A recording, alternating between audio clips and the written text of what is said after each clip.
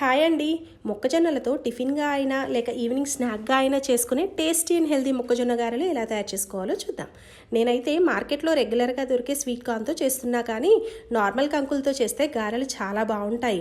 ముందుగా ఒక మిక్సీ జార్లో 1.5 కప్పు మొక్కజొన్నలు తీసుకొని దానిలోకి ఒక 3 పచ్చిమిరపకాయలు, కాస్త అల్లం వేసి నీళ్లు లేకుండానే మరీ మెత్తగా కాకుండా కచ్చాపచ్చాగా గ్రైండ్ చేసుకోవాలి.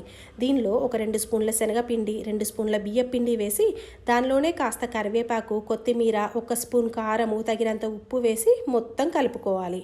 కడాయిలో డీప్ ఫ్రైకి సరిపడా ఆయిల్ పోసుకొని అది వేడెక్కాక చేతులు కాస్త తడి చేసుకొని పిండిని తీసుకొని గారెలు నూనెలో వేసి మంట మీడియం ఫ్లేమ్లో పెట్టుకొని కాల్చుకోవాలి. మంట హైలో ఉంటే బయట తొందరగా వేగి లోపల పచ్చిగా ఉంటుంది. ఇలానే మిగిలిన గారెలన్నీ కాల్చి తీసుకోవాలి. వీటిని వేడివేడిగా అలానే తిన్నా, లేకపోతే టొమాటో చట్నీ అయినా పుదీనా చట్నీతో తిన్నా కూడా చాలా టేస్టీగా ఉంటాయి.